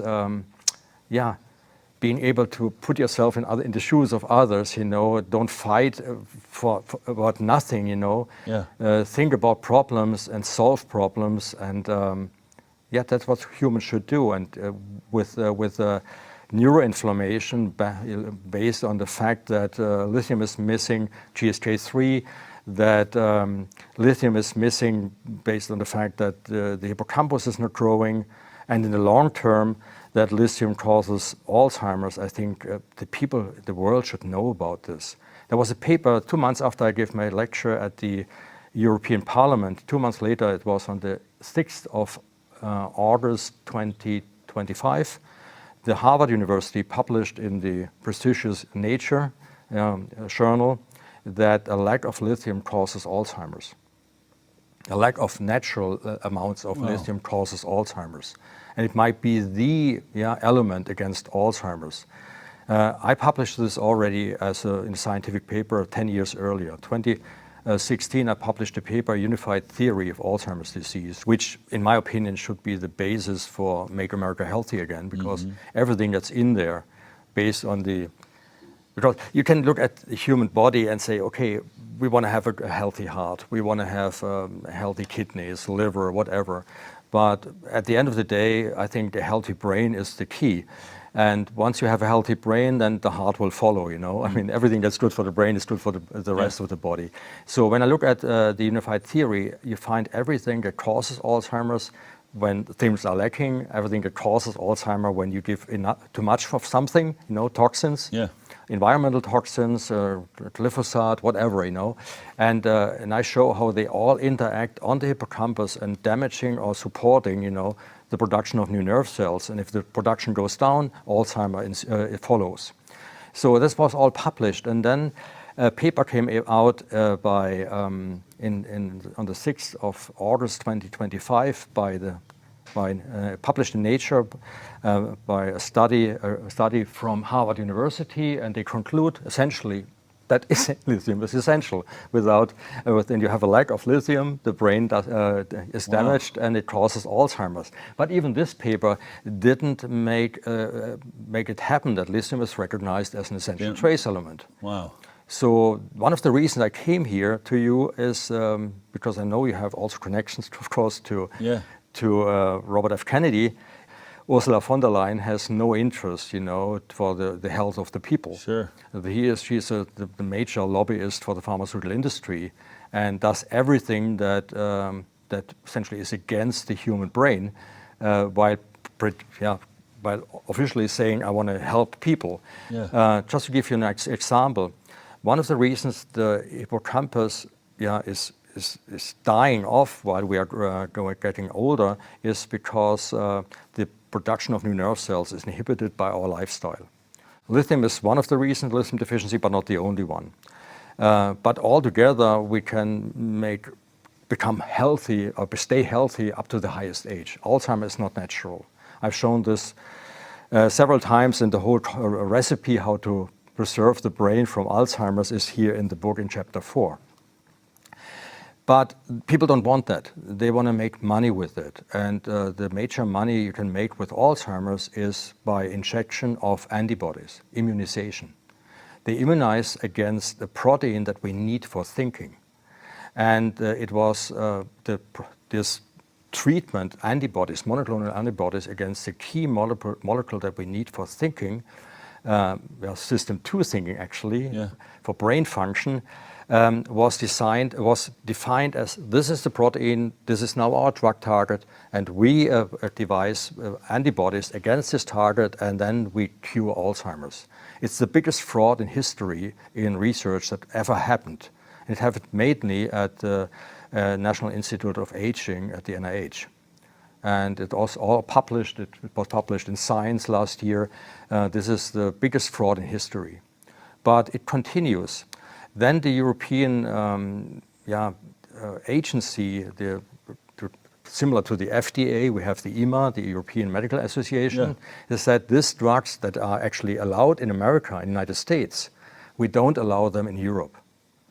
Because they actually let the brain shrink faster. It is shown, it's published.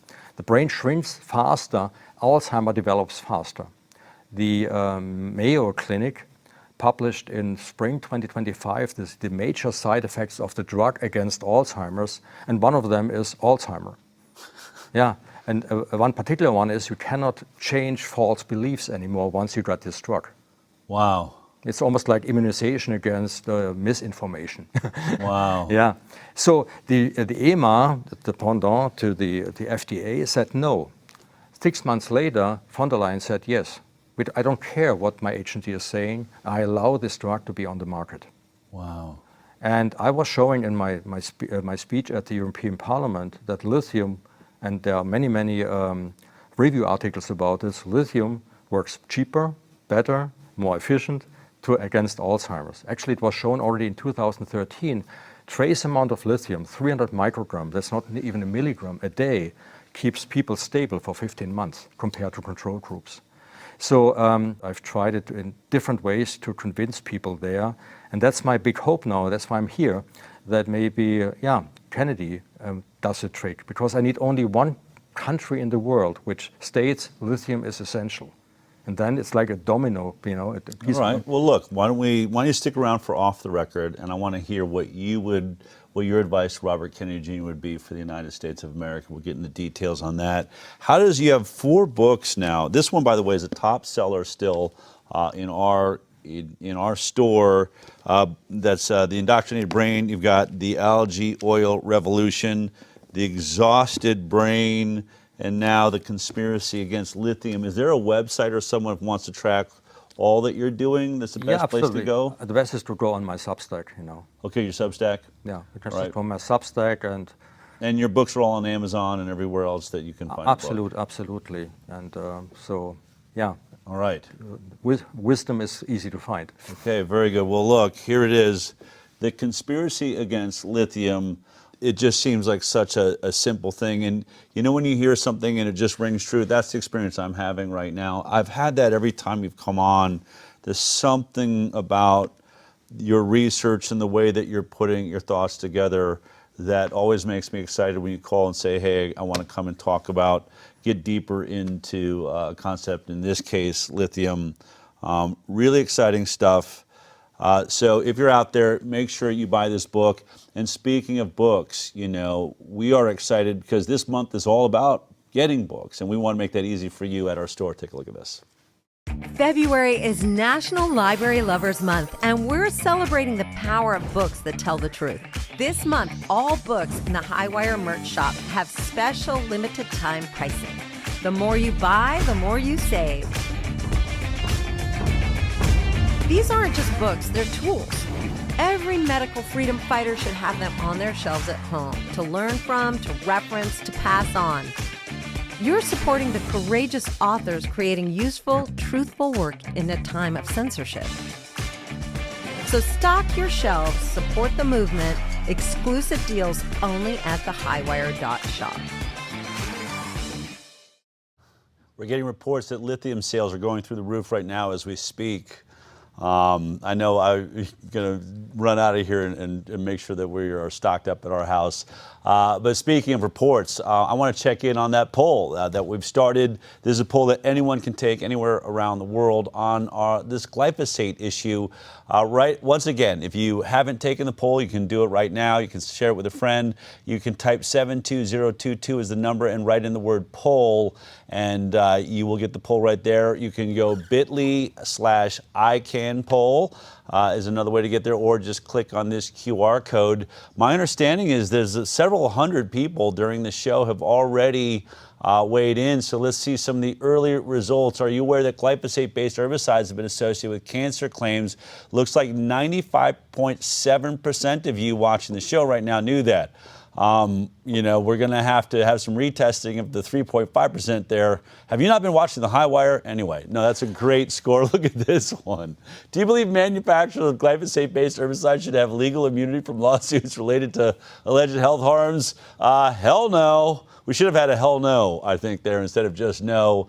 And then the next question, should federal policy allow the stockpiling of glyphosate-based herbicides as part of national preparedness planning? 88.5% of you are saying no, 9.7% are unsure, and yes, 1.8%. And there's one more. Does the November 28th, 2025 retraction of the foundational study used to support the safety of glyphosate affect your trust in current safety claims? Yes. 79.2% of you, that's a big deal. No, had no. I was just sort of wondering on that no, 14.3%. They're probably like, no, it didn't have any effect. I already didn't trust them. But unsure, 6.5%. It's a lot of fun, really cool, but there's even more data that is going to be drilled down inside of there, so that as you're filling it out, we're going to make sure you get emailed the final results and all of the different things that we learned about the population and what we actually think on this issue. And if the numbers are big enough, why don't we send that off to Donald Trump and say, yoo-hoo, you may be making a mistake here.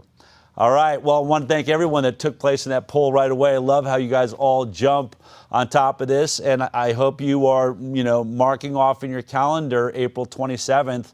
I think Vani Hari's got a big thing going, the people versus poison. It's going to be an amazing moment. It's obviously was just brainstormed. I think right here live on this show. So a lot of work to do there. Let's all reach out to Vani Hari and get our different groups together and see if we can't make that a spectacular event. I had a wild week on top of everything else that was reported. This article came out of the Atlantic. I've been telling you, I knew it was coming. An article about Bigtree. Look at this headline. I genuinely am upset that your kids are vaccinated. Bigtree, a longtime ally of Robert F. Kennedy Jr., isn't just anti-vaccine, he's pro-infection.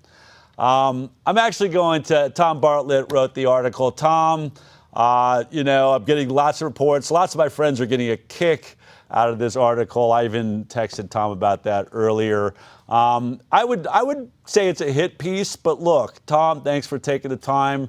We're going to continue the conversations. We actually have a real debate going on, and there's a few things that happen in that article. Finally, for the first time ever, Tom admits that pertussis does not stop transmission. He admits polio doesn't stop transmission. I think those are huge things. So, there was some awareness there and understanding that we came to together. He also points out how I think that I should be allowed to have the Ferrari of immunity, which comes from having an infection, versus the Ford Pinto of immunity, which is what you get from the, fallible vaccine program.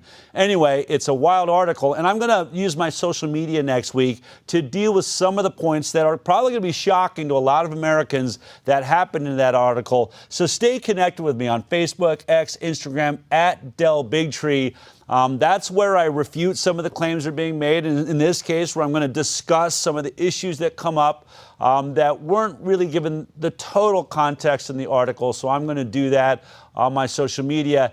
And a first of its kind tomorrow on my Instagram, I'm going to do a live Q&A. So if you're on Instagram tomorrow at 12 p.m. Pacific time, 3 p.m. Eastern, 2 here Central time on Instagram @DellBigtree, I'm going to spend an hour taking any question you might have and answering it. I thought that might be a fun interaction. So many people, want to have that opportunity to have a question answered. So I'm going to do that. We'll see how that goes. Maybe I'll start doing more things like that. I want to bring attention to a really dear friend that, Vax, the film that I made that, sort of changed my life forever and put me in the center of this. Wouldn't have been possible without the chiropractors out there that were really supportive. And one of them was the president of Life University, who just passed this last week.